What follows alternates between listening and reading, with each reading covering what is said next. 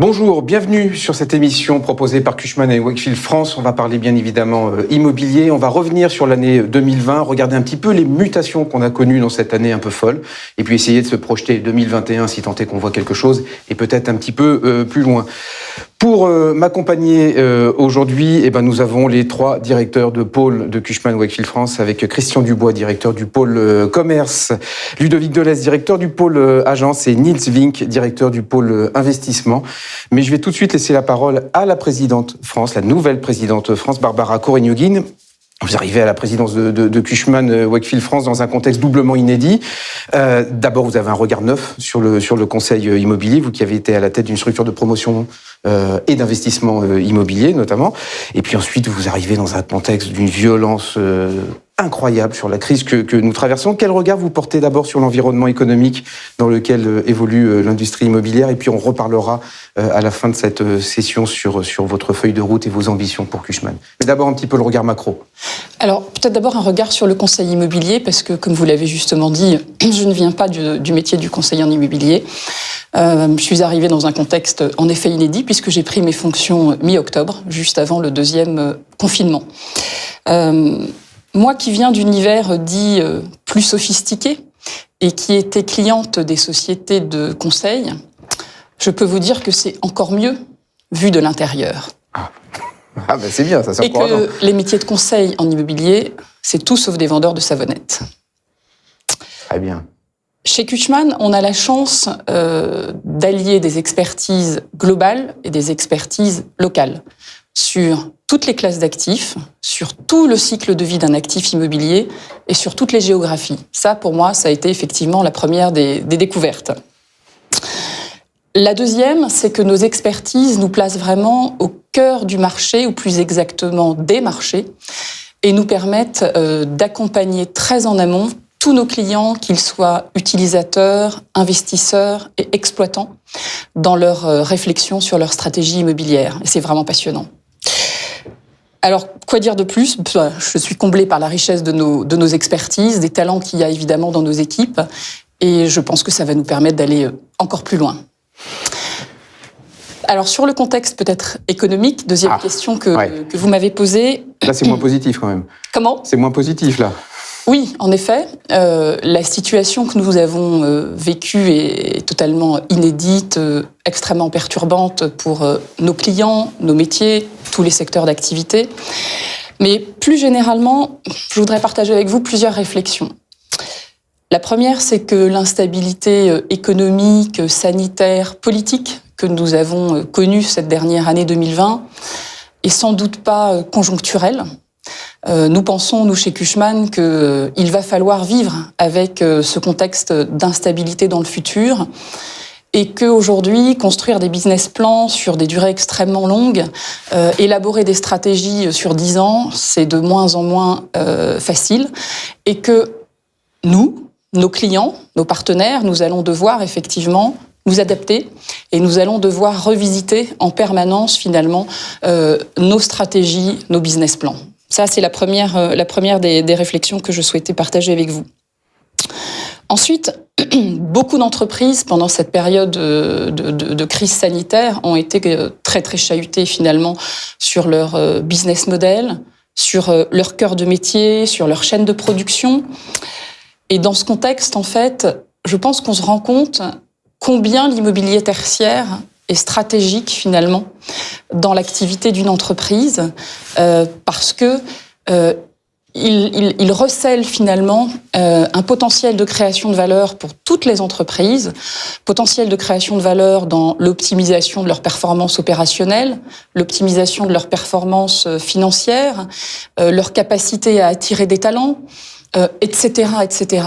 Et en fait, je pense que cette crise est vraiment un révélateur puissant de ce rôle de l'immobilier entreprise dans l'activité d'une entreprise, quel que soit son secteur d'industrie.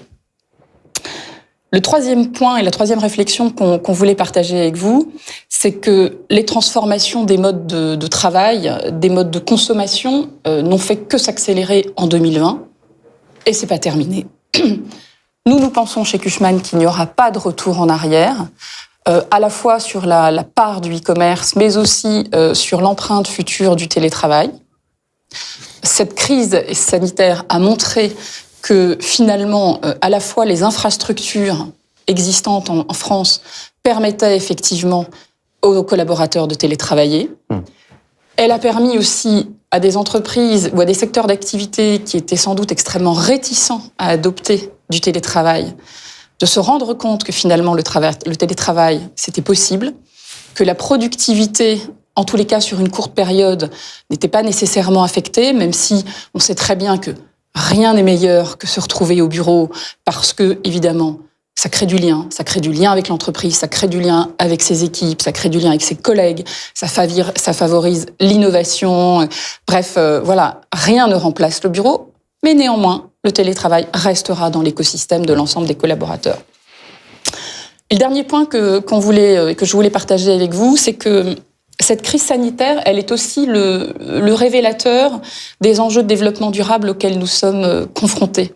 Je pense que si nous n'avions pas compris que les changements climatiques profonds qui sont à l'œuvre et le fait que notre industrie immobilière a quand même une grande responsabilité aussi dans ces changements climatiques, maintenant on l'a bien compris, et que le climat est plus fort que nous.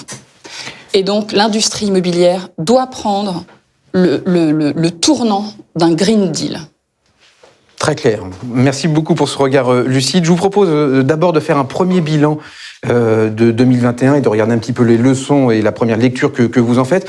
On va parler bureau, on va parler investissement, mais on va commencer avec le commerce et avec Christian Dubois, sans nous envoyer plein de chiffres et pléthore de chiffres, mais un petit peu les tendances. Comment s'est comporté le marché locatif du commerce dans une année marquée par 2 confinements, par des couvre-feux successifs?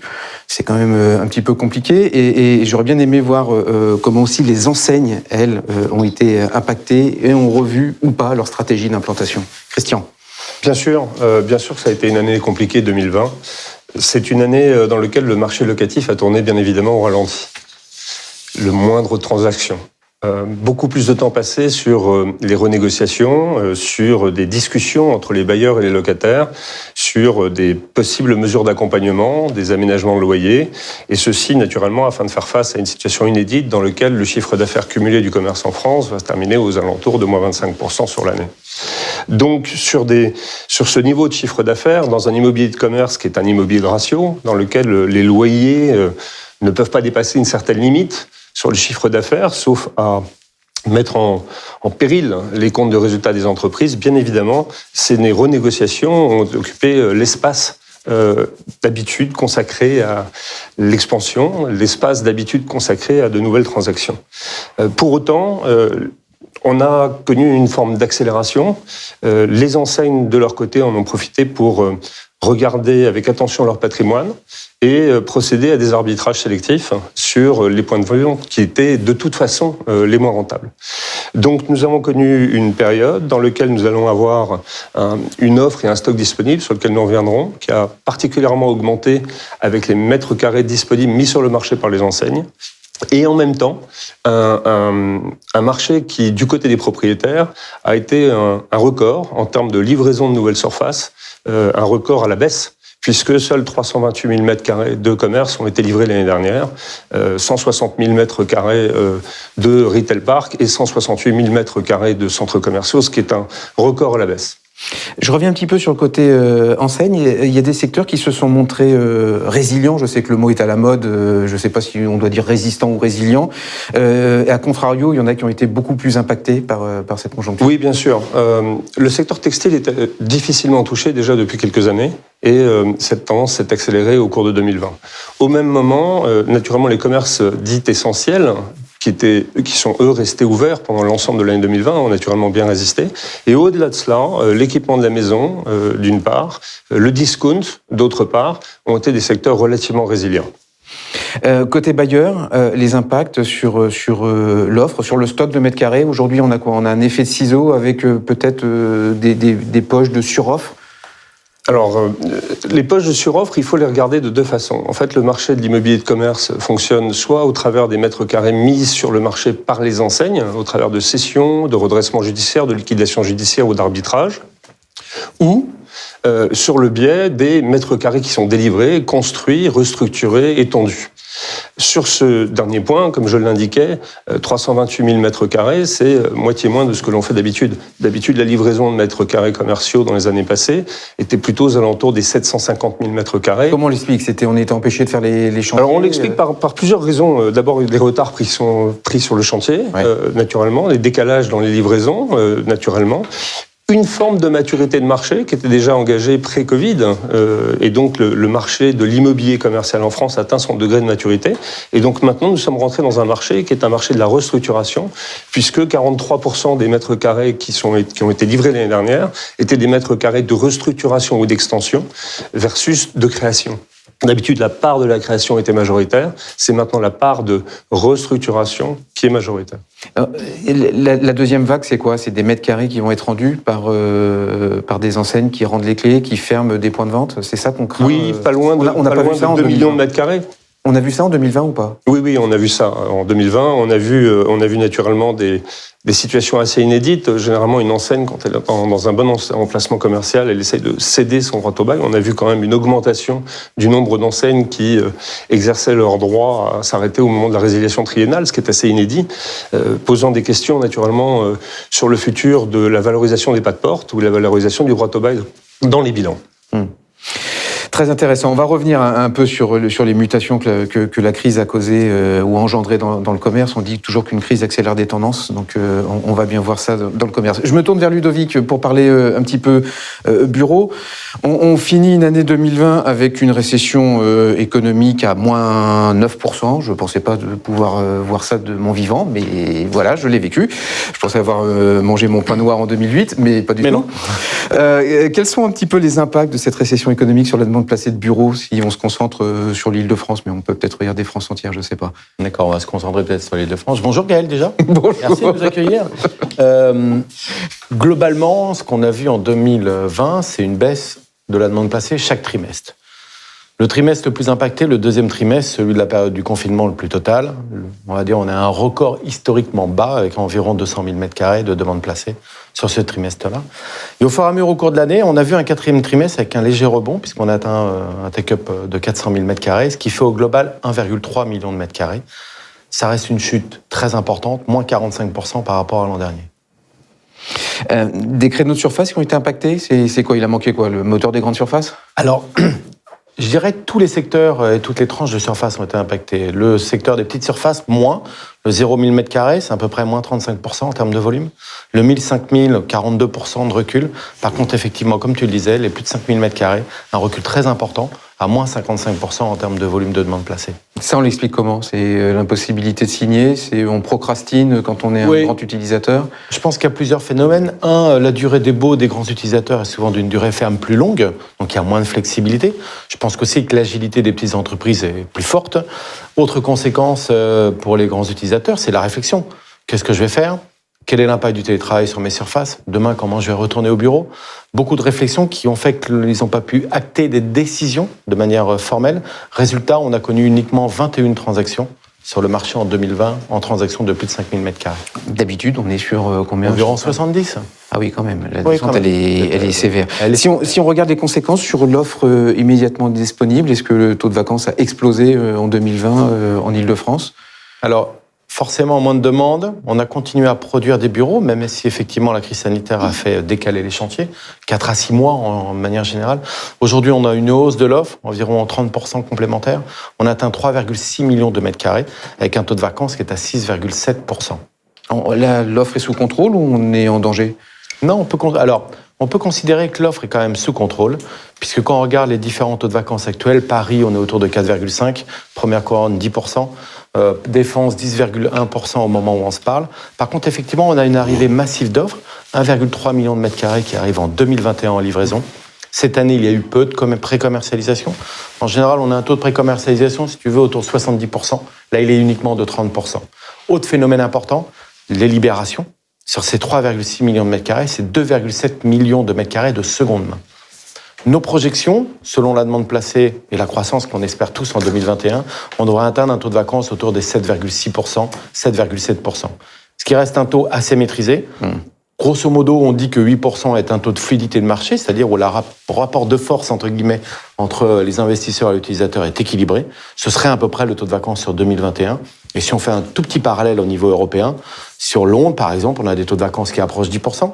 En Italie, on est régulièrement à plus de 10%. En Espagne, on est autour de 8%. À Varsovie, on est à 8%. Donc la France se situe assez dans la moyenne européenne, voire légèrement en retrait. Si je traduis ça en loyer, il ne faut pas s'attendre à une bérésina ou à une chute des loyers. En revanche, on avait vu ces dernières années une croissance des loyers, notamment dans les quartiers principaux d'affaires, et je pense à Paris QCA. Est-ce que cette dynamique de croissance est durablement affectée, impactée ? Alors, on aurait pu penser avec cette chute quand même importante de la demande qu'il allait y avoir en conséquence une chute des loyers. Or, ça n'est pas été le cas. C'est un vrai paradoxe dans ce marché sur 2020. Les valeurs se sont tenues et même les valeurs du prime, ultra prime ont augmenté avec des transactions réalisées à plus de 900 €. Clairement, fin d'année, on a commencé à avoir un petit peu d'érosion sur les loyers de présentation, notamment sur les offres de seconde main dans les secteurs d'affaires, on va dire, les moins traditionnels. Ça veut dire qu'on va avoir une dichotomie sur les loyers entre du prime qui se tient et du seconde main, ou j'ai envie de dire presque du troisième main, qu'on va brader, et presque un immobilier low cost pour le sauver. Je dirais qu'il va y avoir deux facteurs importants. Le premier facteur assez classique dans tout marché, la loi de l'offre et la demande.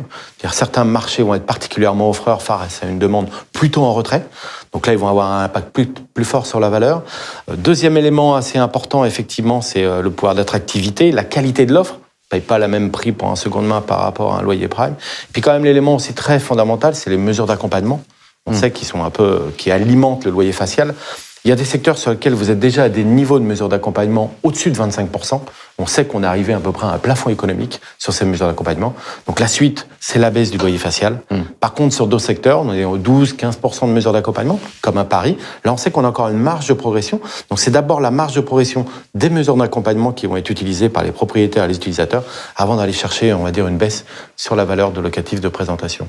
Merci beaucoup Ludovic. On se tourne côté investissement maintenant avec Niels. Bonjour Niels Vink. Bon, pareil, crise économique. Est-ce que du coup, ça a touché le marché de l'investissement en 2020 ? Oui, par la force des choses. On a connu des événements aussi sur le marché de l'investissement, notamment en raison du lockdown qui a eu lieu sur le premier trimestre, qui nous a directement impacté. Après, si on regarde en totalité le marché de l'investissement sur l'année 2020, on constate qu'on a réalisé pour 27 milliards d'euros de transactions, là où l'année dernière, on avait réalisé pour 39 milliards. Donc on a à peu près une baisse de 32%, un petit peu moins en nombre de transactions, on est seulement à moins 22%, donc ce qui reste quand même une année qui est tout à fait correcte. D'ailleurs, on est au-delà de la moyenne sur 10 ans, qui était de 23,7. Donc on voit bien que malgré effectivement tout le contexte que l'on connaît, qui a déjà été développé, bien entendu le marché a été quand même assez résistant. On a continué à réaliser un bon nombre de transactions. Peut-être à noter qu'effectivement, malgré ces liquidités qui ont été très abondantes, on a constaté quand même une certaine prudence de la part des investisseurs, notamment sur les investisseurs sur les investissements de très grand volume. Et sur ces volumes importants, on a eu beaucoup plus de mal à mettre d'accord les vendeurs et les acquéreurs. Et certains, compte tenu d'une baisse de prix, du coup, ont refusé effectivement d'arbitrer des immeubles qui avaient été présentés au marché. Et donc, on a constaté pour près de 4 milliards d'euros d'opérations qui ont été retirées. Ce qui explique déjà, en partie, le glissement des volumes entre 2019 et 2020. Ça, c'est principalement sur des portefeuilles, principalement sur des actifs unitaires assez importants. Des actifs unitaires, en fait. Et on va bien, on y reviendra peut-être un peu après, mais on a vraiment un petit peu de la même manière que sur le marché locatif où les locataires se concentrent sur les meilleures localisations. De la même manière, au niveau des investisseurs, il y a bien entendu la prise en compte de ce contexte économique et le prime se définit quand même avant tout, ou principalement par la localisation. Donc dès qu'on est sur des localisations un peu plus compliquées, il y a plus d'attention de la part des investisseurs. Si on regarde par segment d'actifs, quels sont ceux qui ont été les plus impactés en 2020, et puis ceux qui se sont montrés les plus solides? Est-ce qu'il y avait des gens qui ont osé acheter des hôtels ou des commerces pendant le confinement? Alors, le retail, oui, c'est assez surprenant de voir que finalement, le bureau, le retail et la logistique ont baissé dans les mêmes proportions. alors même que la situation du bureau, du retail et de la logistique est très différente. Oui, tout à fait. Sur le retail, bien entendu, c'est un marché qui a été très affecté, mais il y avait des transactions en début d'année, notamment celle de la cession d'Unibail, qui du coup a nourri le marché et a généré quand même un volume assez significatif. Et on a gardé quand même un certain dynamisme, notamment au niveau du high street, qui a bien fonctionné. Les retail parks qui continuent aussi à la faveur d'un fonctionnement au niveau locatif qui est plutôt bon, qui a continué aussi à fonctionner. La logistique, finalement, de voir la logistique baisser dans les mêmes proportions que le retail paraît quand même assez incroyable, mais c'était plus en raison d'un certain manque de produits disponibles sur le marché. C'est pas faute là où la lecture est jamais évidente, ouais. en fait. Donc, et de la même manière sur le bureau, finalement, l'ensemble de ces trois ont baissé. Hospitality, c'est beaucoup plus compliqué, bien entendu, même si la lecture sur l'hospitality doit être différente du retail, dans le sens où il y a une problématique structurelle au niveau du retail, avec les mutations qui sont en cours. Au niveau de l'hospitality, là, c'est vraiment conjoncturel. Ouais, c'est on a une problématique. Tout le monde imagine bien qu'elle devrait être résolue dans les mois ou semestres à venir, et leur marché repartira sans aucun problème. Et si on regarde par catégorie d'investisseurs, quels ont été ceux les plus dynamiques sur le marché en 2020 ? Alors c'est marrant parce que là aussi le podium n'a pas changé entre l'année 2019 et l'année 2020. On conserve les fonds d'investissement sur la première place, suivi des SCPI, des OPCI et enfin des assureurs. Par contre, ce qu'il est intéressant de noter, c'est quand bien même effectivement ce classement n'a pas changé, leur évolution a, elle, changé de manière assez significative. Les fonds d'investissement ont baissé leur allocation de manière assez significative.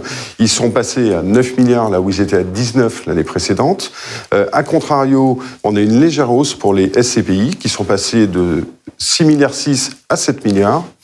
Et aussi des assureurs qui sont passés de 5,2 milliards à 5,7. Donc on conserve quand même globalement la même organisation de marché au niveau des acquéreurs. Si on regarde au niveau des nationalités, est-ce que les investisseurs internationaux sont restés présents en France, ou est-ce qu'ils ont pris les valises ou sont restés chez eux d'ailleurs, ils sont partis ? Ben non, en fait non. Bien entendu, le marché français est un marché très intéressant pour les investisseurs internationaux, qu'ils soient européens ou internationaux. Leur part a un petit peu évolué. C'est-à-dire qu'en 2020, on est passé de 47 à 41%. Donc on a une légère baisse, mais on voit bien qu'ils restent extrêmement actifs, et ils le resteront compte tenu de l'attractivité des marchés européens en général. Il faut bien voir que l'Europe est la première destination des capitaux dans le monde. Pour un investisseur international et pour couvrir son risque immobilier, de toute manière, il a trois principales zones, les États-Unis, les Amériques, l'Europe et l'Asie. Et l'Europe reste une destination de choix pour eux. Et d'ailleurs, de quelle manière on l'observe ? On voit bien qu'une bonne partie des transactions cette année ont été réalisées par des Allemands. DK qui a réalisé de nombreuses opérations comme le siège d'Adidas, comme l'opération Avenue Hoche, et plus récemment une promesse de vente qui a été signée sur un autre immeuble QCA. On peut citer aussi les anglo-saxons avec Tishman qui a été très dynamique cette année sur le marché, ou encore Ivanhoe Cambridge. Donc non, ils sont présents et ils le resteront. À noter cependant, du point de vue des investisseurs internationaux, et ça c'est une vraie différence par rapport à 2019, c'est l'absence des investisseurs sud-coréens. Ils ont été les grands animateurs du marché l'année dernière et les années... Qui, eux, achetaient des gros bébés, hein, ils achetaient des gros immeubles. C'est ça, en plus, ils avaient un profil qui correspond un petit peu moins au marché aujourd'hui. C'était de très grands volumes, de grandes opérations, des beaux long termes. Donc aujourd'hui, il y a un petit peu moins de produits qui correspondent bien à leurs demandes. Il est quand même intéressant de noter que, notamment sur l'opération Nestlé, qui a été vendue par Unibail et qui a été acquis par une JV d'investisseurs plutôt français, les Coréens s'étaient positionnés. Ils n'ont pas été sélectionnés, ce ne sont pas eux qui ont été sélectionnés par Unibail, mais on a encore un certain dynamisme de leur part, et que l'on observe en France relativement peu, mais qu'on voit surtout en Angleterre, où ils ont encore réalisé en 2020 de nombreuses opérations. Bon, ben on va suivre pour voir s'ils reviennent en 2021. On passe sur notre deuxième temps sur les mutations un peu que vous avez constatées chez vos clients et dans vos secteurs respectifs. D'abord, peut-être sur le plan global, Barbara, l'évolution des attentes des clients de Cushman, et même si ça fait peu de temps que vous êtes président de Cushman & Wakefield France, est-ce que vous avez déjà perçu quelques signaux faibles, ou peut-être forts d'ailleurs, de mutation et de changement de comportement ou de demande de la part de vos clients? Faible ou fort, je qualifierais pas ni de faible ni fort, mais je voudrais distinguer déjà les deux catégories de clients qui sont les nôtres. Alors, pour ce qui relève, on va dire, des utilisateurs, on constate finalement que l'interrogation principale porte sur leur nouvelle empreinte immobilière. En gros, c'est est-ce que je suis bien logé? Où dois-je me loger? À quel coût? Comment dois-je aménager mes locaux? Tout ça, ce sont des réflexions effectivement qui animent au quotidien nos clients utilisateurs. Le où dois-je m'installer est très important aussi parce que, encore une fois, l'année 2020 est une année de crise, 2021 sera une année de transition, mais on est tous dans la réflexion de l'attractivité des talents pour plus tard. Toutes les entreprises et tous les chefs d'entreprise raisonnent à long terme. Donc le où je vais m'installer, il est clé, parce que où je vais m'installer, c'est là où je peux faire venir des talents, là où les talents peuvent habiter, etc., etc. Ça, c'est la première des questions, peut-être que se posent nos clients utilisateurs. La deuxième, c'est comment je vais gérer mon écosystème de travail entre le présentiel, le distanciel et les tiers-lieux. Et tout ça amène à des réflexions sur à la fois le coworking, à la fois le corpo-working aussi pour les clients utilisateurs qui sont détenteurs de leur immobilier pour certains et qui se disent finalement plutôt que de sous-louer des surfaces, ça ferait du sens éventuellement d'accueillir sur un mode agile, contractuel d'autres entreprises, pourquoi pas des entreprises qui sont liées à mon écosystème industriel ou d'autres, tout simplement pour faire tourner les méninges de tout le monde. Bref, il y a beaucoup de questionnements, beaucoup d'agitation, beaucoup de réflexions. Tout ça, je pense, vraiment beaucoup animé l'année 2020. Je pense que l'année 2021, ils vont sans doute passer à l'action. Une autre tendance aussi au niveau des utilisateurs, c'est que l'immeuble est vu comme un building as a service. Ça veut dire qu'en gros, l'immeuble, c'est une plateforme de service pour les occupants, pour les utilisateurs et pour les collaborateurs qui vont venir travailler dans les immeubles. Et ça, je pense que tous les utilisateurs sont en train de le comprendre. Et donc, le niveau d'exigence des immeubles qui seront produits, transformés, etc., devra intégrer cette dimension de nouvelles amenities, hoteling, capacité aussi à intégrer la dimension, les conséquences, on va dire, de l'adoption du flex office par rapport aux contraintes sanitaires. Est-ce que mon bureau a été occupé? Est-ce qu'il a été nettoyé, etc., avant que je revienne l'utiliser.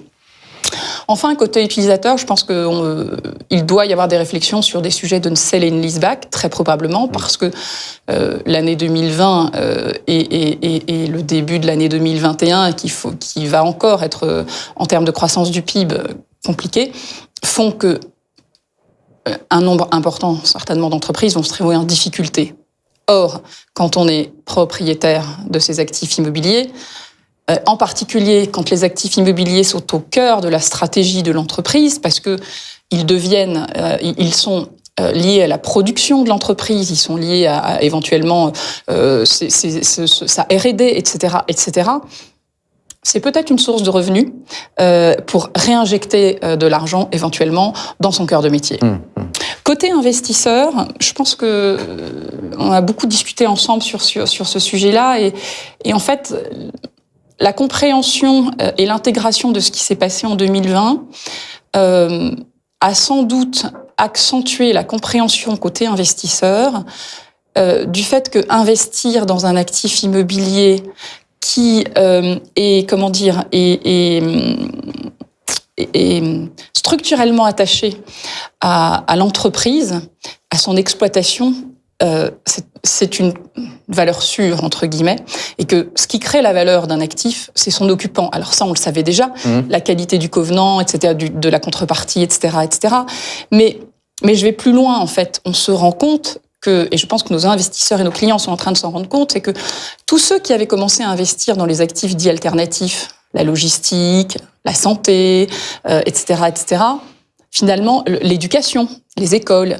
Et finalement, ils ont investi dans des actifs concrets, durables, liés au métier de l'utilisateur. Donc la performance est liée en partie à l'exploitant, à l'utilisateur. Évidemment, Oui. évidemment. Et je pense que cette tendance va s'accélérer. Probablement que des investisseurs qui étaient plus traditionnellement sur des actifs, on va dire, dits non alternatifs, la tendance va aller de plus en plus vers ces actifs dits alternatifs parce que justement, ils sont clés dans l'écosystème de l'entreprise. Il se posera quand même la question, mais c'est presque un débat par ailleurs, du partage de la création de valeur là-dessus. Mais ça, c'est un débat que je lance.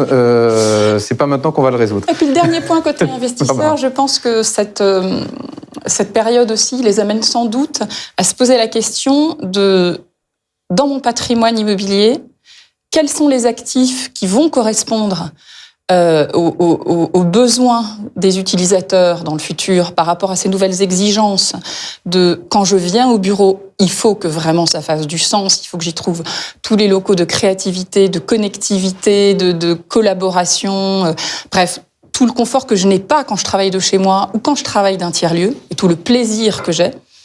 Et donc, évidemment que nos clients investisseurs doivent s'interroger sur qu'est-ce qui est dans mon patrimoine va rester désirable, qu'est-ce qui ne l'est plus, qu'est-ce que je dois transformer, qu'est-ce que je dois arbitrer.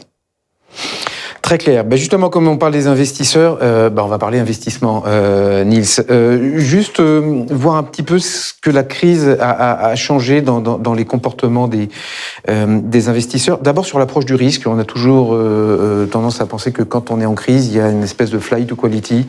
On réduit son appréciation au risque. Aujourd'hui, est-ce qu'il y a eu un flight to quality très clair de la part des investisseurs où on va sur des actifs les plus sécurisés?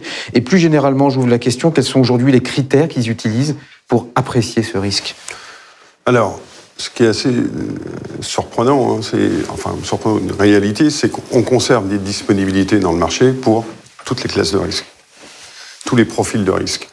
On a énormément de disponibilité pour du corps, on a de la disponibilité sur du corps plus, même si ce marché-là est un petit peu plus difficile pour cette capacité à trouver un accord entre vendeurs et acquéreurs, et des disponibilités sur du value-add et l'opportuniste.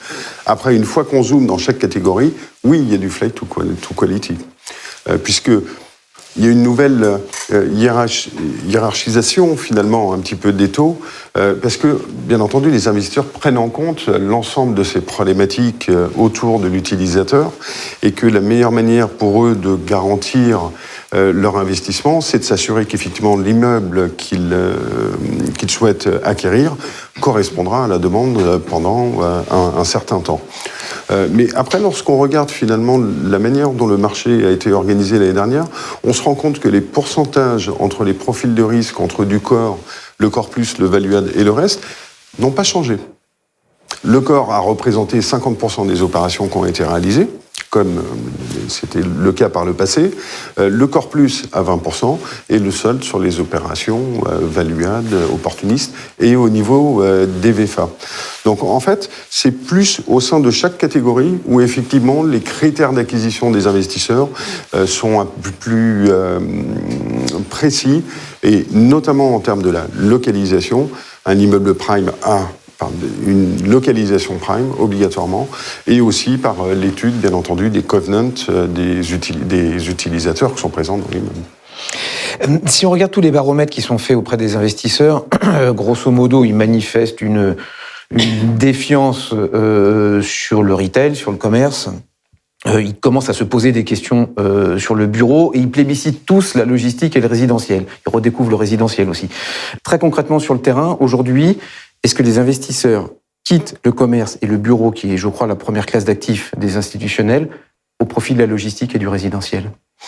Alors, on ne peut pas le voir exactement sous cette forme-là. D'abord, il n'y a pas de fuite au niveau du bureau. Le bureau est la classe d'actifs traditionnelle en France. Elle représente historiquement 70% des volumes. Et d'ailleurs, l'année dernière, elle a représenté 70% des volumes. Donc, il n'y a aucune raison d'imaginer qu'il puisse y avoir un désintérêt de la classe du bureau, compte tenu de son importance dans le marché. Par contre, au sein du bureau, bien entendu, il y aura une attention toute particulière, notamment liée à la localisation de l'immeuble et à la qualité du covenant. Sur l'attractivité du résidentiel et de la logistique, je ne peux que confirmer cela. Sur l'essentiel des appels que nous avons en ce début d'année avec les investisseurs, la première requête, c'est Nils, je cherche à acquérir des opérations en résidentiel ou en logistique. Est-ce que vous avez des opérations pour nous? Malheureusement, on a beaucoup d'appels de ce type-là. Et ce qui est assez naturel, parce qu'ils suivent effectivement cette tendance, mais malheureusement, on n'a pas suffisamment de produits de manière à ce que le résidentiel et la logistique deviennent des classes d'actifs qui puissent avoir des volumes aussi conséquents que sur le bureau. Ça n'arrivera pas. Je reviens juste sur la logistique. Aujourd'hui, est-ce qu'ils sont prêts à le payer à n'importe quel prix? On a vu un écrasement des taux de capitalisation sur cette classe d'actifs. Absolument. Qui est assez impressionnant. On en a vu d'autres qui ont fait le chemin inverse, mais sur la logistique, ils sont prêts à payer le prix fort? C'est toujours cette règle en immobilier, c'est l'offre et la demande. Il y a peut-être 7-8 ans, il y avait une dizaine d'investisseurs qui s'intéressaient à la logistique de manière très récurrente. Aujourd'hui, ils sont une centaine. Donc, on voit bien, il y a un déséquilibre qui s'est organisé compte tenu de l'importance des capitaux qui souhaitent être placés sur la logistique, qui vont à la faveur, effectivement, d'un renchérissement des actifs logistiques. Aujourd'hui, le taux prime est à 3,70, c'est-à-dire inférieur à ce qu'on a connu sur du bureau QCA il y a quelques temps, hein, pas si lointaine. Et on a toutes les raisons de penser que ce taux va continuer effectivement à baisser dans le temps. Et c'est là où il y a un parallèle avec le retail qui est intéressant, parce que dans le même temps, on voit une augmentation très significative des taux de rendement au niveau du retail. Enfin, quand je parle de retail, là, c'est vraiment centres commerciaux ou galeries dans les centres commerciaux, puisque le high street résiste quand même très bien, et les retail parks aussi, qui fonctionnent bien, Christian on en parlera, au niveau des enseignes, résistent relativement bien. Mais on voit bien que ces courbes qui se croisent va générer à l'avenir probablement beaucoup d'opportunités au niveau du retail, et notamment sur la transformation d'une partie de ces centres commerciaux ou des galeries. Et si j'arrive moi avec mon centre commercial et que je le présente à 3,70, j'ai une chance de le vendre? Non. D'accord, c'est très clair. Là, ça va être très clair. Ça va être assez compliqué. C'est très très clair. Parlons un petit peu bureau, Ludovic, juste pour voir comment évolue la demande au-delà du quantitatif, évolue la demande des entreprises. Est-ce qu'elles se sont remis en pause à la faveur des confinements et puis du brouillard total dans lequel on se trouve entre le vaccin, pas le vaccin, le variant, pas le variant, enfin bref. Et est-ce qu'elles ont remis en pause ou en cause leur velléité de mouvement? Alors, il y a eu un effet chronologique. La première partie, on va dire, deuxième trimestre, confinement, clairement tout le monde est en pause. Déjà, mécaniquement, on ne pouvait pas visiter l'immeuble, donc forcément, on ne peut pas vraiment faire du mouvement. Et puis après, il y avait aussi, deuxième trimestre, troisième trimestre, une visibilité moindre. Qu'est-ce que je vais faire? Quel est l'impact du télétravail à court ou moyen terme sur mes locaux? Qu'attendent mes collaborateurs? Qu'attendent mes clients? Quelle est ma visibilité économique? Donc celle-là, effectivement, on a eu un ralentissement assez fort. Ce qu'on a pu observer, c'est un rebond assez rapide sur les petites moyennes surfaces, comme je disais précédemment. Une visibilité peut-être plus proche, une agilité plus aisée. Et on a retrouvé un niveau de demande assez correct, puisqu'aujourd'hui, notamment dans les équipes Cushman, on gère à peu près 3000 demandes pour un peu plus de 3 millions de mètres carrés, pour un revenu à un niveau important. Restent les grands groupes. Eux sont restés toujours dans une phase de réflexion. Là aussi, un moins d'agilité, un peu de négociation aussi avec les institutions représentatives du personnel, télétravail, si oui, sous quelles conditions, combien de jours par semaine. On est encore dans cette phase de réflexion et un petit peu d'identification du futur schéma immobilier. Justement, ces schémas directeurs immobiliers, est-ce qu'aujourd'hui, il faut s'attendre à une refonte profonde? Là, je vise uniquement les grands utilisateurs. Et Barbara parlait de la chasse au talent. Est-ce que ça peut aller jusqu'à nos remises en cause des quartiers d'affaires traditionnels? Tout le monde n'habite pas le Triangle d'Or, en tout cas pas moi. Et je ne sais pas si tous les talents se sont concentrés près de l'Étoile. Alors, refonte, oui, je pense qu'on va même avoir plusieurs refontes. Là aussi, chronologique, la première refonte, elle va avoir un aspect économique. Réaction à la crise économique, baisse du PIB. On doit contracter nos coûts, contracter donc nos surfaces. Donc ça, c'est le premier sujet, de la part des utilisateurs. Comment je réduis mon coût immobilier à court terme, car c'est mon besoin du moment? Plusieurs solutions, sous-location, renégociation avec mes propriétaires, libération des surfaces sur lesquelles je peux libérer parce que l'échéance du bail arrive à son terme. Ensuite, on est aujourd'hui dans une deuxième phase de réflexion qui est demain, c'est quoi mon schéma immobilier ? Là, il va être très dépendant de l'activité des utilisateurs parce que toute activité n'est pas impactée de la même manière par la crise sanitaire. Tout le monde n'est pas dans la même dynamique économique. Ce schéma-là, plusieurs utilisateurs, on a énormément de questions, ils se posent plusieurs questions. La première, est-ce que je reste sur un seul site ou est-ce que je fais un site avec des satellites ? Parce qu'on parle tous du télétravail, mais au sein du télétravail, il y a plusieurs notions. Il y a télétravail à l'extérieur de son siège, mais est-ce que c'est chez soi, home office, ou est-ce que c'est dans un tiers-lieu créé par l'entreprise, qu'il soit en région parisienne ou d'ailleurs en région proprement dit en province. Ça, c'est les premières questions que peuvent se poser les entreprises. L'autre sujet du schéma directeur, c'est aussi les locaux. C'est-à-dire, aujourd'hui, l'entreprise se pose la question, dans quel contexte je vais accueillir le retour de mes collaborateurs, qui sont tous, à chacun, assez impatients de revenir au bureau, mais pour vivre une expérience différente que celle qu'ils ont vécue. Fini les open space avec les desks de 8 personnes alignées de couleur blanche assez impersonnelles. On va revenir au bureau pour vivre une expérience collaborative, pour vivre une vie sociale, pour retrouver une identité de la marque et pour faire vivre aussi à nos clients une expérience différenciante. Donc là, il y a une vraie réflexion chez les entreprises. Comment demain je vais accueillir mes collaborateurs ? Comment demain je vais accueillir mes clients ? Concernant les talents, c'est un sujet. De nombreuses entreprises liées à la transformation digitale cherchent ce type de talent. Et aujourd'hui, il y a peu d'offres sur le marché, beaucoup de demandes. Résultat, il faut les attirer. Et clairement, vous allez les attirer par rapport à votre immobilier.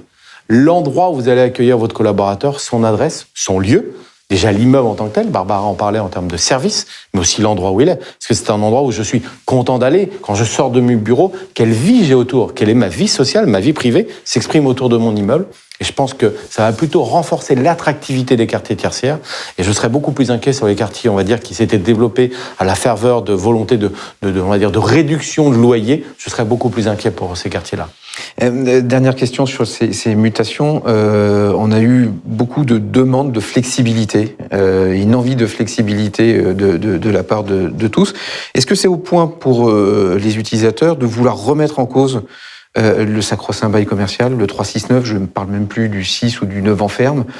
Est-ce que demain, ça peut ressusciter ou redonner un appel d'air au coworking, qui est aussi une forme de flexibilité, avec quand même le bémol qu'on pourra, enfin en tout cas pas demain, s'entasser comme on pouvait s'entasser dans un coworking. En tout cas, c'est plus trop l'idée, il faut un peu de distance. On est d'accord. Écoute, sur la flexibilité, je pense qu'il y a différentes barrières à la flexibilité. La première, elle est chez les propriétaires. Il est clair que la valorisation de leur patrimoine provient on va dire, du flux financier, de la garantie de ce flux financier, donc sur une durée longue. Compliqué de revoir ailleurs, sauf de revoir la manière dont on expertise les immeubles, parce qu'il y a un enjeu bien différent. Le deuxième sujet de la flexibilité, il est pour l'utilisateur. Un déménagement, ça coûte de l'argent, c'est du CAPEX. C'est pas forcément ce qu'on a envie de dépenser en ce moment. Donc de déménager tous les 3 ans pour une certaine flexibilité, c'est un coût. On n'a pas le temps d'amortir ces aménagements qu'on est en train de redéménager. Donc ça aussi, c'est une limitation assez forte. Moi, je dirais que la flexibilité chez l'utilisateur, elle s'exprime pas sur la durée du bail, elle s'exprime sur la surface. Et aujourd'hui, on voit effectivement des négociations et une ouverture de la part des investisseurs sur une clause de sous-location plus flexible, plus large, plus ouverte, la possibilité éventuellement de rendre des surfaces en cours de bail. Vous prenez un immeuble à plusieurs étages, vous prénégociez la possibilité peut-être de rendre un étage à la 3e année, à la 4e année. Ça, c'est de la flexibilité de surface. Et troisième phénomène qui va rejoindre un petit peu ton propos sur le coworking, c'est d'intégrer dans les grands groupes, directement dans l'immeuble, une offre de coworking extérieur, tiers, qui va faire un peu soupape. J'ai besoin de surface en plus, je loue des espaces de coworking, j'en ai pas besoin, je les loue pas. Et là, je vais finaliser donc sur le sujet du coworking. Il est clair que le coworking aujourd'hui, c'est la réponse pour une entreprise à une flexibilité sur une durée courte. On n'est pas dans le 369, on est plutôt dans quelques mois, voire une année maximum. Très bien. Merci beaucoup. On passe commerce maintenant. Christian, juste sur les mutations. D'abord, côté bailleur, on voit bien qu'il y a une nouvelle donne. Comment ils ont adapté leur offre à cette nouvelle donne ? Est-ce qu'il y a des formats qui finalement ressortent gagnants quand même de la crise et d'autres qui sont durement ou passablement impactés ? Alors tout d'abord, je voudrais souligner l'incroyable capacité d'adaptation et la force de proposition des fédérations de bailleurs comme le Conseil national des centres commerciaux ou comme les fédérations d'enseignes dans la crise qui vient d'être traversée pendant tout le long de l'année 2020. ça a un lien avec l'immobilier. L'immobilier, c'est pas seulement une notion de valeur, c'est une notion dans laquelle il y a une forme de responsabilité et de gestion des flux. C'était très important pour les bailleurs de s'adapter immédiatement à la mesure, les gestes barrières, à être force de proposition et de réussir à démontrer qu'un espace clos, qui peut être un centre commercial, c'est un espace sécurisé. Donc, dans cette gestion des flux et dans cette gestion de crise, aussi bien les fédérations d'enseignes que les fédérations de bailleurs ont fait un travail extraordinaire auprès du gouvernement. Donc ça, c'est pour le point de vue opérationnel de l'offre.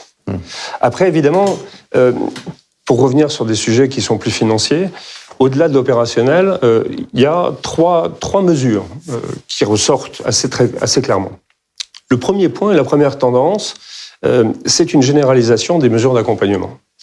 Bien entendu, les bailleurs, dans leur réaction, ont assez vite compris que ne pouvaient pas continuer à percevoir des loyers comme si de rien n'était.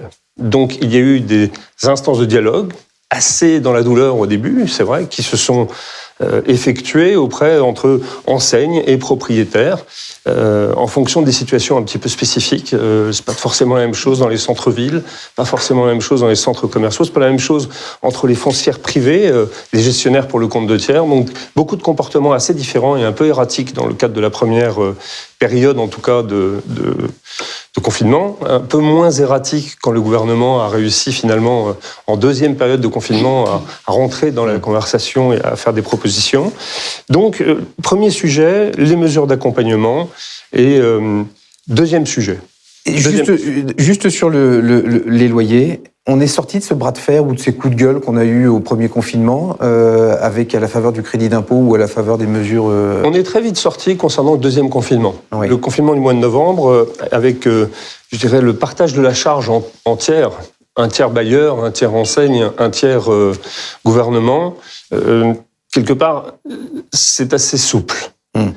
On n'est pas complètement sorti de ces relations difficiles du premier confinement. Des négociations sont toujours en cours, et qui peuvent être de deux sortes. Pour certaines enseignes, c'est la projection à long terme, avec la volonté de renégocier leur loyer effectif sur le long terme. Pour d'autres enseignes, c'est de la mesure d'accompagnement et l'idée de dire qu'il va y avoir une forme de retour à la norme et que les bailleurs doivent suivre la difficulté au fur et à mesure qu'elle se présente, et avec une sorte de clause de retour à meilleure fortune. Donc il y a eu un peu ces deux comportements, et je crois que ces discussions sont toujours en cours. Troisièmement, sur les locaux qui sont proposés sur la vacance, il y a eu un phénomène assez extraordinaire, c'est qu'effectivement, il y a, dans un moment d'incertitude, dans un moment dans lequel le consommateur veut en plus de ça trouver de la diversité, il veut être sans arrêt réémerveillé, il veut toujours découvrir quelque chose de nouveau, quelque part, ce que nous venons de traverser a offert des opportunités pour des positions dites éphémères. Beaucoup de bailleurs, propriétaires de locaux vacants, ne souhaitant pas obérer leur valeur locative à long terme, ont mis sur le marché des locaux qui étaient vacants en proposant ces locaux à des niveaux de loyer inférieurs pour des positions éphémères. Et si ces locaux sont bien aménagés aujourd'hui, ça a permis à des enseignes de se positionner et d'effectuer de nouveaux tests. Probablement effectuer une nouvelle offre, peut-être effectuer la promotion d'un nouveau produit à ressortir. En tout cas, se positionner avec des niveaux de capex inférieurs, des niveaux de loyer inférieurs. Pour les bailleurs, il n'y a rien de pire que la vacance. C'est animer des galeries marchandes, animer des rues commerçantes à travers cette proposition d'éphémère. Donc cette troisième position, c'est le côté éphémère. Et enfin, il ne faut pas se le cacher, sur les niveaux de loyer, il ne faut pas confondre le loyer et la valeur locative. Pour les enseignes qui payaient un loyer proche de la valeur locative en 2018 et en 2019, il y a des renégociations et je crois que quelque part, à long terme, le niveau de la valeur locative sur les principales artères commerçantes et dans les principaux centres commerciaux pourrait diminuer de l'ordre de 15 à 20%. Donc sur ces sites qui étaient non pas pour ces locataires qui étaient proches de la valeur locative qui ont de 2018-2019, je pense qu'il va y avoir un soulagement locatif à plus long terme. Eux, ils ambitionnent pour quoi? ce qui est des anciens loyers. Eux, ils ambitionnent de couper le loyer en deux, ceux qui sont proches de la valeur locative. Non, 20%. D'accord. 20%, de l'ordre de 20%. Ça dépend des cas, ça dépend des taux d'effort, ça dépend évidemment de son emplacement et dans le cadre de cet emplacement, je dirais de la sensibilité que l'on peut avoir à une clientèle touristique ou à une clientèle d'affaires. N'oublions pas que le secteur du tourisme a été horriblement impacté, que nous avons environ une baisse de 80% du trafic sur les aéroports en Île-de-France, pour donner une image. Donc, bien évidemment, certaines artères sont beaucoup plus dépendantes au flux touristique dans le cadre de leur chiffre d'affaires. Ce sont celles qui ont été le plus impactées. Par ailleurs, au niveau des centres commerciaux, certains sont plus dépendants d'une zone de chalandise dans laquelle les salariés comportaient une part importante à l'intérieur du chiffre d'affaires et avec une absence de retour au bureau ou un retour progressif au bureau, et bien évidemment, il y a un impact également sur le chiffre d'affaires. Donc on rebat un peu la carte des valeurs locatives, emplacement par emplacement, artère par artère. Je voudrais qu'on se projette un petit peu, parce que je vois le temps qui tourne, et qu'on regarde les perspectives qui se dessinent pour 2021 et pour après, si jamais vous arrivez à lire dans le monde d'après. On reste sur le commerce, Christian. On a eu énormément de polémiques, et on en parlait avant de démarrer cette émission, sur le e-commerce et sur une enseigne qu'on n'a pas le droit de dire normalement, mais qui pourrait peut-être acheter les droits du foot, ça serait drôle. Est-ce que, à la faveur de cette crise sanitaire, le e-commerce a définitivement gagné la bataille ? Alors je ne crois pas du tout. Je crois pas du tout parce que dans ce mot e-commerce, en réalité, il y a deux réalités dans l'e-commerce. Il y a une réalité qui concerne les pure players et il y a une réalité qui concerne les commerçants physiques qui, à travers l'omnicanalité, ont réussi justement à exprimer, dans ces moments difficiles, une part de leur chiffre d'affaires croissante. Et au contraire, je dirais que cette digitalisation du commerce a constitué un point d'ancrage des enseignes physiques. Donc, contrairement à ce que l'on peut dire, non, le commerce électronique, c'est pas l'ennemi du commerce physique. C'est même, si on prend la restauration, c'est même son meilleur ami. Les restaurants sont fermés, mais la livraison à emporter ou la livraison à domicile, c'est jamais aussi bien porté. Et c'est un vecteur de chiffre d'affaires additionnel et non pas un vecteur de chiffre d'affaires en cannibalisation. Donc, il n'y a pas d'opposition en réalité entre l'e-commerce et le commerce physique. Il y a une opposition, en revanche, entre les pure players et le commerce physique. Les pure players qui ne payent pas de taxes. Le commerce physique qui, lui, en paye beaucoup. Et donc, le vrai sujet aujourd'hui, c'est l'équité fiscale, sujet qui a été longuement abordé au cours de l'année 2020, mais je n'opposerai pas le modèle du commerce électronique à celui du commerce physique. Bien au contraire, ce sont les meilleurs amis du monde. Mais est-ce qu'il reste quand même dans ce contexte une place pour une croissance d'activité du commerce physique et pour une extension, si je reviens, brick and mortar? Oui, bah, évidemment, parce qu'en fait, on a quand même été impacté en 2020. Donc, forcément, les chiffres d'affaires sont extrêmement diminués. On est sur des plus de moins 20% en termes de chiffre d'affaires. Pas partout. Pas partout. Je voudrais souligner la résistance des retail parks. Je voudrais dire mon amour du retail park ici. Je voudrais le répéter et le re-répéter. On avait Le retail park, c'est un ensemble commercial plein air dont on a vu que les flux de clientèle étaient repris entre les deux confinements. Il y a eu plus de monde dans les retail parks en 2020 qu'en 2019.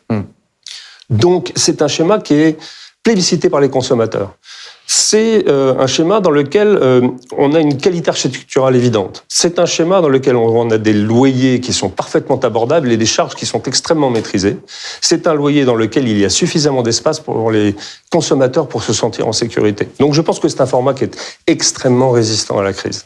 Joli plaidoyer, hein. C'est un bon avocat. Hein. Dernière question sur les enjeux de la mutation du commerce physique, parce qu'on parle beaucoup de mutation des usages, donc derrière, il faut les accompagner de mutation aussi des objets.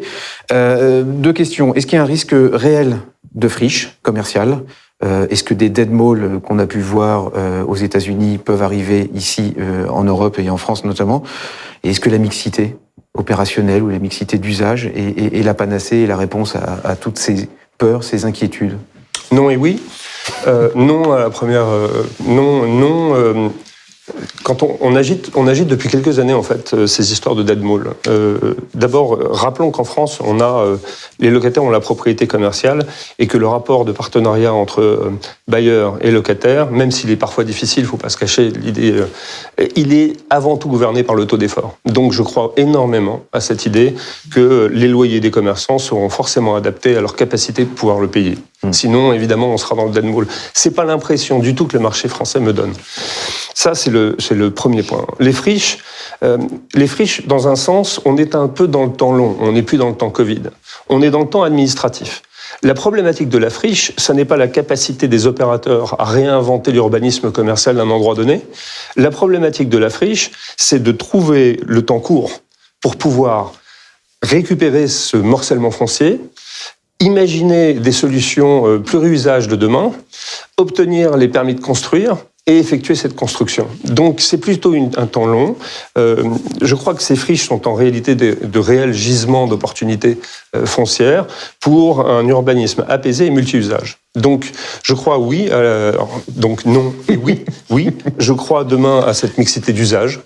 Mixité d'usage qui ne va pas opposer le résidentiel au bureau, le bureau à l'hôtellerie, l'hôtellerie aux cabinets médicaux. Non, tout cela pourra très bien fonctionner ensemble et fonctionner de façon apaisée et intelligente. Merci beaucoup. Ludovic, si on se penche sur le bureau, quelles sont tes convictions de marché pour 2021 ? Je vais jouer un peu le catastrophisme de bas étage. S'il y a un troisième confinement, est-ce que le marché locatif peut survivre ? Ah oui, je pense sans problème. Je pense que la survie du marché locatif, elle vient plus de l'économie. Elle vient plus plutôt, je dirais, des aides gouvernementales et de leur poursuite. On a vu d'ailleurs récemment une statistique surprenante. Il y a une baisse du nombre de sociétés en faillite de 38% récemment, sûrement liée aux aides de l'État.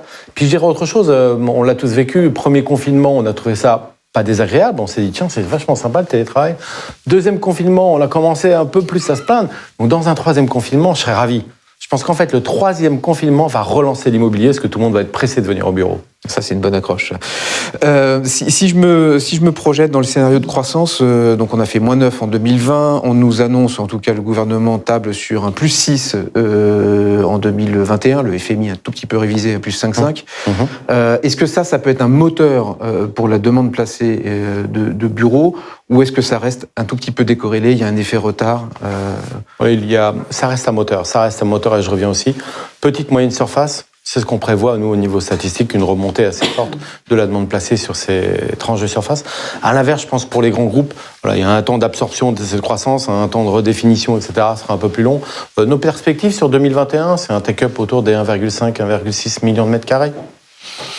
Il y a une grande inquiétude dans le bureau, on en a parlé tout le temps, c'est le télétravail. Le télétravail, est-ce que pour toi ça sonne la fin d'un cycle dans le bureau, parce que tout le monde est d'accord sur le fait qu'on ne va pas revenir en arrière, et Barbara le disait très bien en introduction. Tout le monde a compris qu'on ne serait pas tous des remote compagnies et qu'on ne ferait pas du Teams, du Zoom ou du je ne sais quoi toute notre vie, on ne va pas y arriver.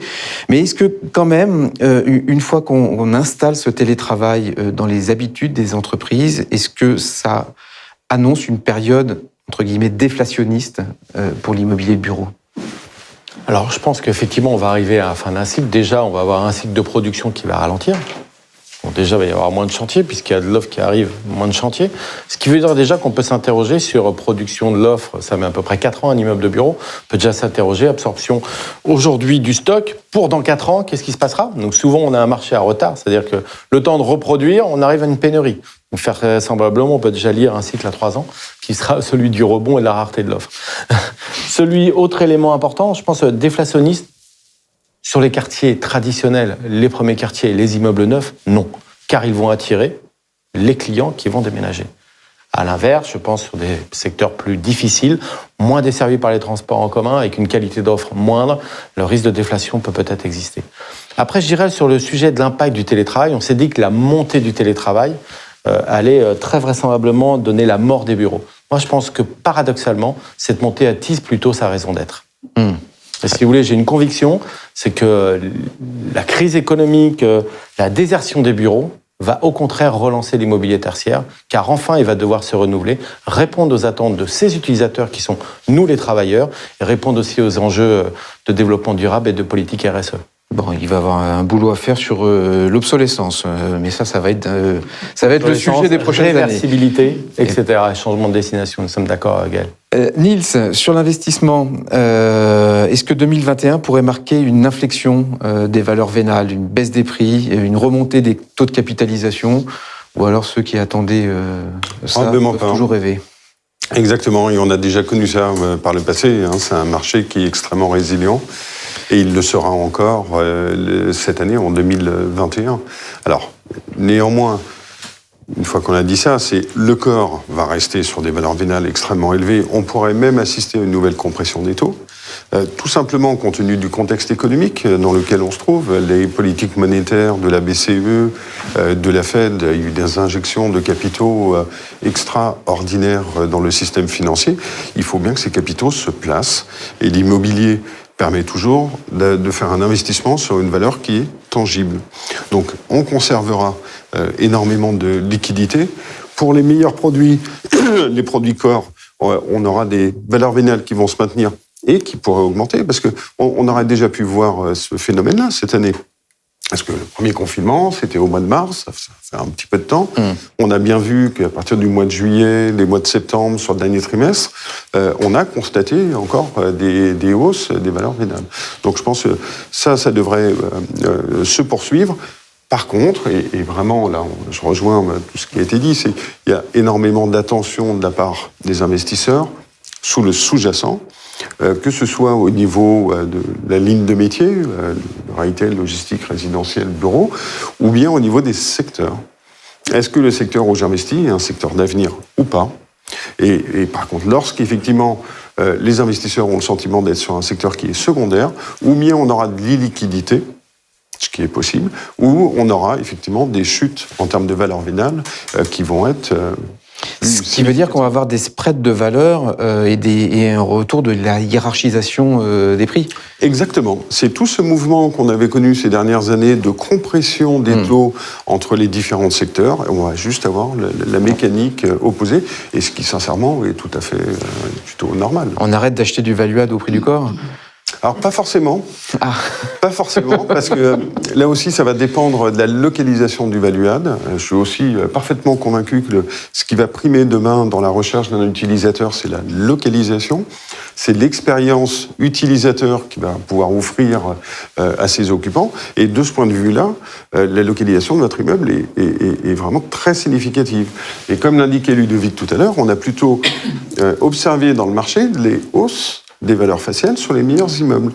Donc, les investisseurs value-add peuvent projeter dans leur cash flow à la fois des valeurs locatives qui sont extrêmement fortes, mais aussi des taux qui devraient rester faibles pendant longtemps, voire continuer à baisser. Donc, finalement, on a encore des modèles pour les investisseurs value-add sur certains actifs avec des niveaux de valorisation très élevés. Le seul frein qu'on pourrait avoir, finalement, c'est la capacité des investisseurs à mettre les actifs sur le marché. Pour l'instant, et un petit peu malheureusement, depuis le début de l'année, on constate un certain attentisme et on espère que, justement, compte tenu des niveaux de valorisation qu'on est toujours susceptible d'obtenir de la part des acquéreurs sur les différents profils de risque, qu'on puisse avoir un peu plus de produits, de matières à travailler. J'ai compris que les liquidités étaient au rendez-vous, ils seront toujours au rendez-vous. Est-ce qu'elles vont se poser, là je parle sur un plan géographique, principalement sur l'Europe. Aujourd'hui, à peu près tous les grands investisseurs sont des investisseurs globaux. Et s'ils se posent sur l'Europe, quelle place pour la France, et notamment Paris, dans un contexte de Brexit, j'oublie pas non plus. Alors, Brexit, vous savez, je fais vraiment partie de ceux qui estiment que Londres conservera toute sa place en Europe. Londres est la première place européenne. Le Brexit ait lieu ou pas, les investisseurs sont habitués au marché londonien.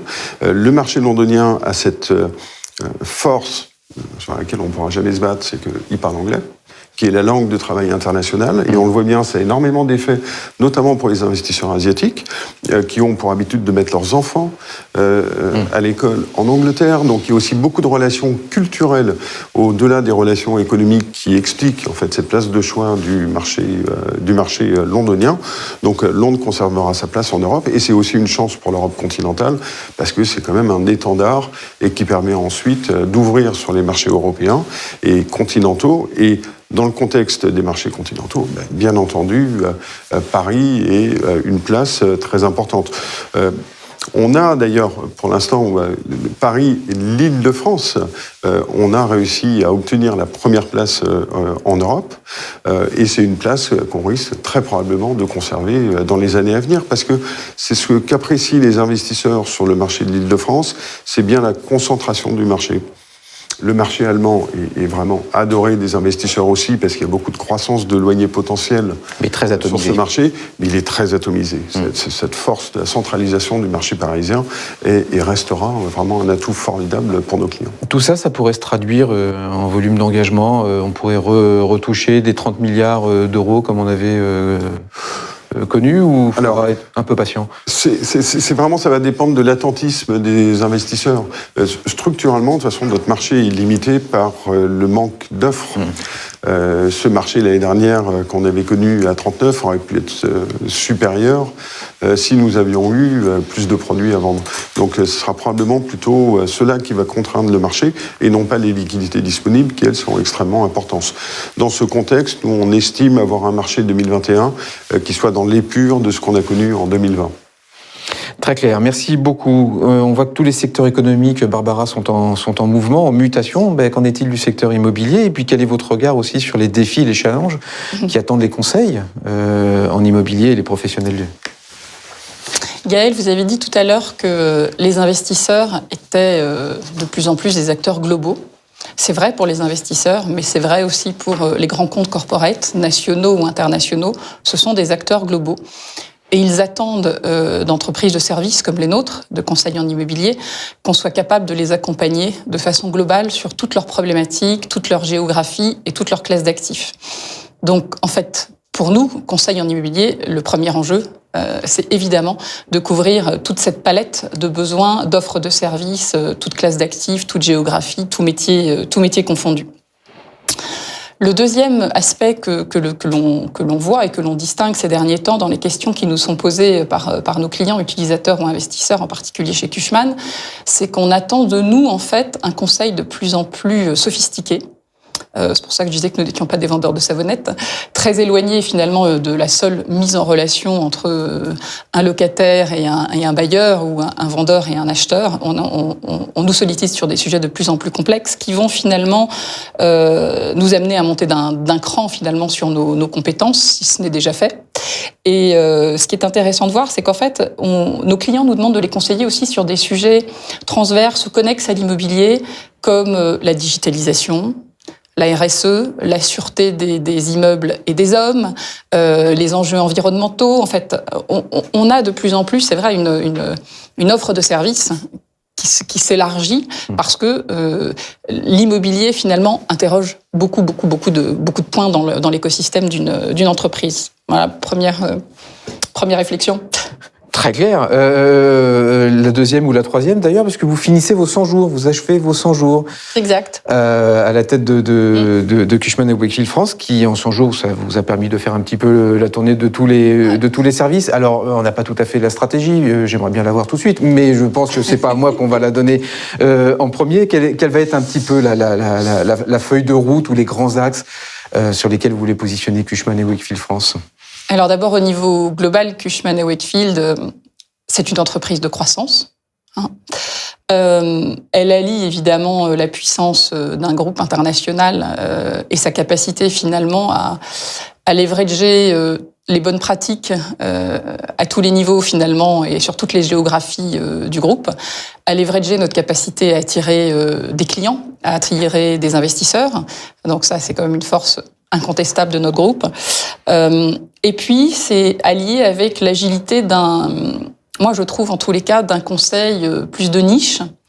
Parce que je pense que, en tous les cas, pour la France, qui est pour l'instant la plateforme que je commence à un peu connaître, on est vraiment capable d'accompagner nos clients sur une offre extrêmement sur mesure, très adaptée finalement à l'enjeu, à la problématique de notre client. Et ça, je trouve que c'est extrêmement riche. Notre volonté, je rappelais effectivement, je l'ai dit, on est une entreprise de croissance. C'est vrai pour Cushman & Wakefield dans le monde, mais c'est vrai aussi pour Cushman & Wakefield en France, puisqu'on a réalisé en début d'année une opération de croissance externe en rachetant une société qui s'appelle Réponse, une entreprise trentenaire de design and build, parce qu'on ressentait le besoin effectivement de continuer à accompagner nos clients sur toutes les classes d'actifs, justement sur ces enjeux de transformation d'immeubles, transformation aussi d'espace, d'aménagement d'espace de travail, de retail, de santé, de résidentiel. Et donc, on est toujours dans cette dynamique-là, évidemment. On souhaite continuer à accompagner nos clients avec des stratégies immobilières agiles. Donc, Christian le rappelait tout à l'heure, on a développé une offre de pop-up store. Chez Ludovic, on a développé une offre sur le coworking. Bientôt, on va peut-être développer une offre sur le corpo-working.